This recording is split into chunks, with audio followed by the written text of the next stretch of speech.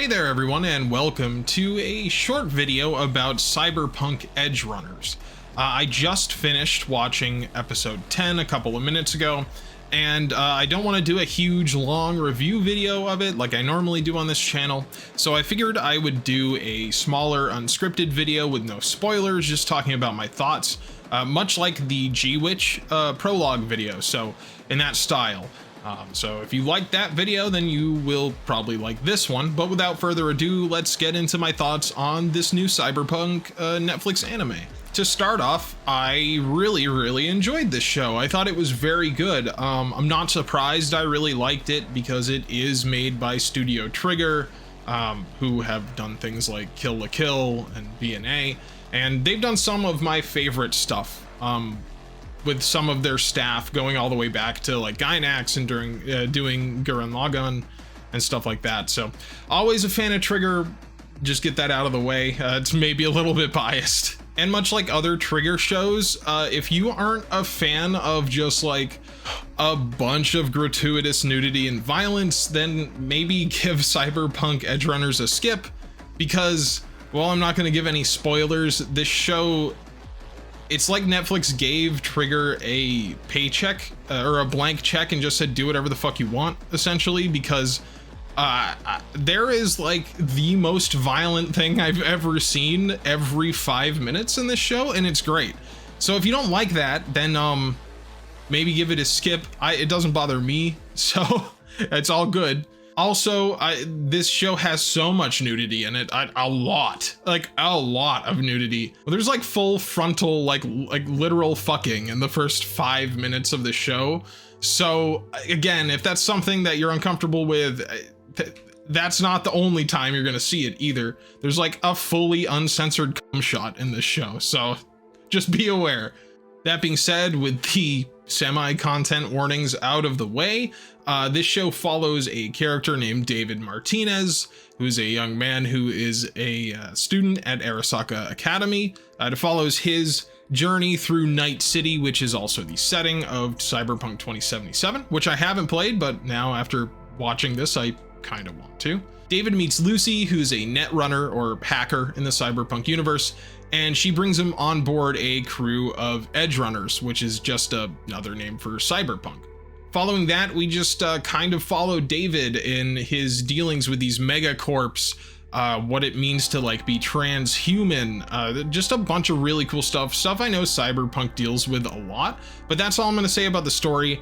I will say there are twists and turns, probably stuff you could see coming if you were really looking out for it, but again, I was just enjoying the ride, so everything that happened was really interesting. The villains are really cool. Of course, you have Arasaka and Millicorp or Militech or whatever it is. Even characters from the RPG and the video game show up. I won't say which, but some of them do, and it's very cool when it does happen. I think the overall narrative is quite good. It's pretty dark and bleak, and I think that goes really well with this setting. I don't think you're going to see an incredibly hopeful story set in the cyberpunk world. There are moments of levity, there's moments of hopefulness, but at the end of the day, it's a very adult, dark story. A lot of the levity comes from the other characters that David hangs out with on his Edgerunner crew.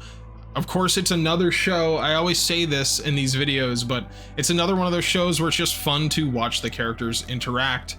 I mean, if you've been on Twitter at all, I'm sure you've seen tons of pictures of characters like Rebecca. They're all fun to watch, and even though it's only 10 episodes, they devote a lot of time to just having the characters hang out in this really cool world. And they've done a really good job portraying Night City in the cyberpunk world, just as well as the game, I think. We see a lot of different facets of the city in the show. You see like the high life where the academy is and the megacorps. You see the slums where the Edgerunners hang out. I just really love how dirty feeling Night City is. Like, there'll be parts where David's just walking down the street and there's just like people with like dick-sucking fuck machines strapped to them on the sidewalk, just like getting off right there. There's always someone like vomiting in the background. It just feels gross, and that's what they're going for, so good job.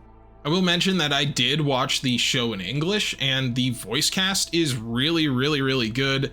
You've definitely heard a couple of these people before, especially David, the main character. David is voice acted by Zach Aguilar, who has been in like every video game ever. He's Tanjiro in the dub of Demon Slayer. He was a character in the recent Soul Hackers 2, so you've heard him everywhere. Same thing with Lucy.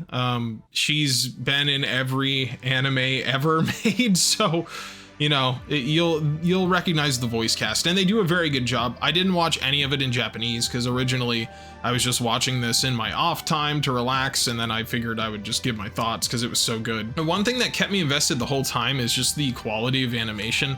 You know, Trigger's really good at this. If you've seen Kill la Kill, or even the dreaded Darling in the Franxx, which I have because I'm a mecha trash man, you'll know that they're very good at action, very good at violence. Their patented squash and stretch, thin line, go completely off model style animation is in full effect here and dialed up to like 11. It's not crazy. It doesn't get like psychedelic very much, but like there's just a lot here that looks really good. There's even some CG more in the later episodes, but it's pretty well integrated, and they use it only for a couple of shots here and there. I did notice it, but I don't think it's anything that would throw most people out of the experience. And then to go along with the really, really good animation is just the use of color. Everything in the show is super colorful, from David's yellow trauma team jacket that he wears to the lighting from certain scenes. Of course, it's cyberpunk, so there's always going to be a bunch of neon and shit everywhere. You'll frequently have scenes that are just like lit with red light, which looks really cool, or you'll have a scene that's like lit with like purple or pink and green on the other side of the frame. Just tons of frames in this show could just be used as wallpapers. It's just how good and colorful they look. And along with that, the soundtrack for the show is just, well, it's just kind of amazing, honestly. The opening is This Fire by Franz Ferdinand, which is actually a really fitting and good choice for the show. But then throughout the rest of the runtime, you have a lot of music with lyrics in the background, which actually does a lot less to draw your attention away from the dialogue than I thought it would. Excuse me. You have a lot of electronica in the background, of course, a lot of like heavy metal when there's combat and stuff, and then you even have some like blues and even like some more Western themed music. It's really good, and there's not a single song in this soundtrack that I listened to that I didn't like. So I think this is going to be a show that is remembered for its music quite a bit. And then finally, this is kind of the show that just like made me realize you can really just put whatever you want on Netflix, seeing as how there's like full frontal nudity in the first 5 minutes, people's like bodies being just completely vivisected everywhere. I guess Netflix just really doesn't give a shit, which is fine. I know a lot of people don't love anime being locked away into Netflix jail like this, and like JoJo's Part 6 and a couple of other things that people wanted to see. But just like Brand New Animal, I think they did a really, really good job in approaching Trigger to make an anime exclusively for Netflix again, especially a licensed one, because a lot of the time you don't see really good licensed shows. We had Arcane, of course, which was awesome as well. But like to get Cyberpunk Edgerunners to be the best thing currently about Cyberpunk and on Netflix, it's a really big win for them. And even though I'm not a huge fan of things being locked to Netflix, which they really aren't if you know where to look, I do have to say that I'm not exactly mad if Netflix keeps approaching animation studios that are known for their quality with giant bags of money. And finally, I guess a couple of nitpicks. If there is maybe a season 2 in the future, I would like to possibly see a stronger villain that is there for more of the series. The villain we get here is really, really good, but they really only show up or a huge part of the story for the last bit of it. Of course, there is the villainous aspect of things like Militech and Arasaka, always sticking their fingers where the sun don't shine. But if they do a season 2, I think I would like to see a more central antagonistic character instead of just like a whole company being the antagonist.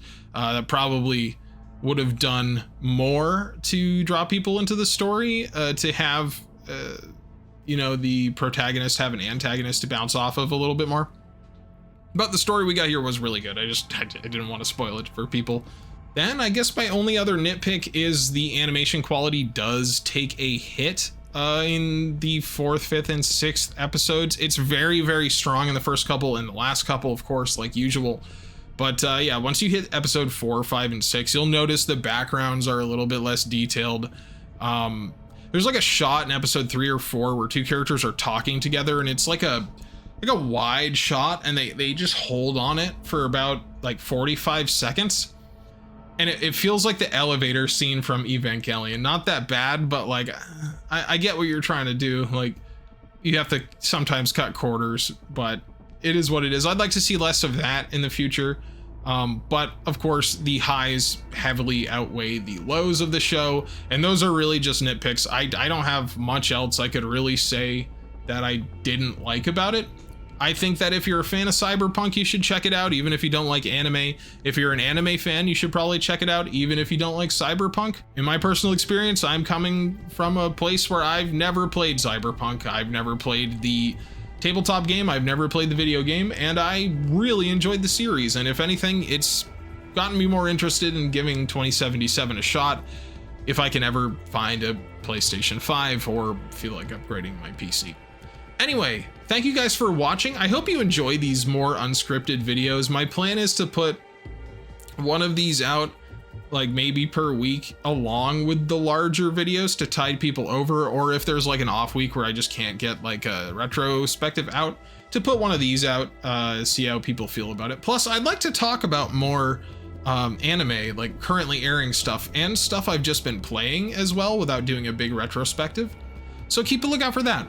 Yeah, let me know what you thought in the comments down below about this video and the format, and let me know what you thought about Cyberpunk Edgerunners, if you watched it, and if you agree. And if you don't agree, well, still leave a comment, because I need the interactions for my life. Thank you, and I'll see you again soon.